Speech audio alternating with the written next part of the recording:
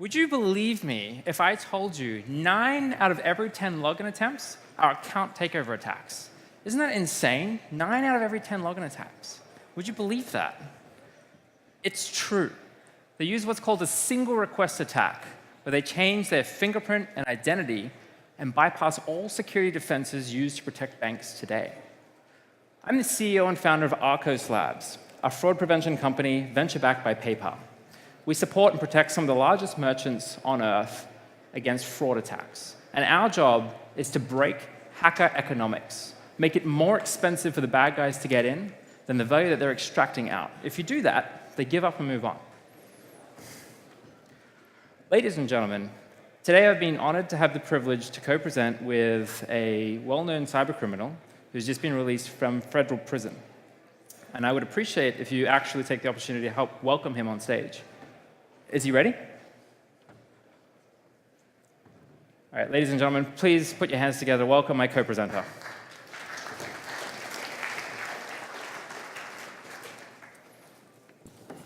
Surprise! It's me. I am a black hat, as you can see. And, of course, as an Australian by birth, a convict by nature. All right, let's begin. So I'm going to show you how I go in and breach your bank account and take your money. First, I'm just going to show you, oh, by the way, Finovate, it's genius, right? I came up with that. So I'm just going to show you what it looks like when I log in. My password is very secure. It's Foster's. As you can see here, I have successfully logged into this form, clearly. And what I want to do, however, is not use my bank account details. I want to use your bank account details. So I'm going to go and find what's called a combo list. You can search for these. If you go to a website called Pastebin, people just paste code there, literally paste usernames and passwords of real users. This information is real, legitimate people. Your usernames, your passwords. And I'm going to show you how I take those and break into your account. And I use a piece of software called Sentry MBA.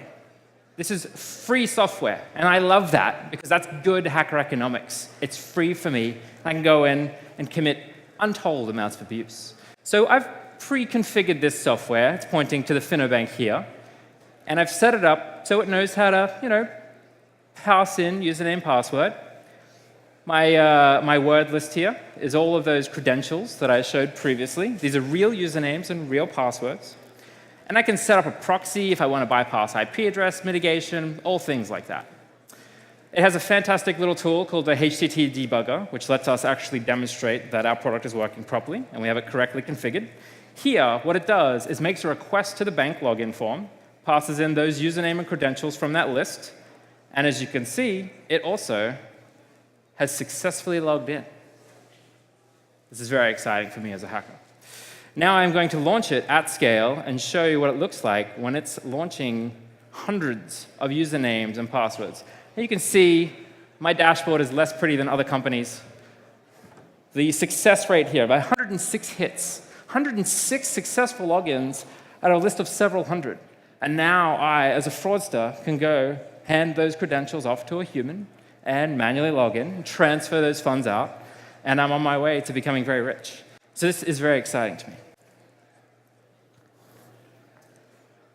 I'm back. I've come to help. So what we're going to do this time is integrate the Arkose technology into this form by very securely just changing the code to point to a different folder, as you do in live demos. Now if I refresh, this page is now protected by the Arkose solution. So now if I go and try and log in, my actual username and password, our technology is assessing risk to determine if it thinks I'm potentially malicious or not. If it thinks I'm malicious, it will present a challenge, something that a human has to be there to complete, to go on, to continue, right? This particular challenge, we have a myriad of different technologies, different techniques we approach. I have to figure out the correct way up of this shape, something pretty obvious to a human, right? That image is actually a 3D render that we generate in real time, and it defeats any off-the-shelf computer vision technology that exists today. And that's all I have to do. It's let me through. I've proven that I'm a human, and it will now let me log into my account. Fantastic. Let me now hand the reins back to my co-presenter. All right, let's do this. Let's go on in, get our bugger going again, test it, see what we get. Invalid token. This is not boding well for me this time. Regardless, let's launch this software again and see how we go. This time, 0 hits.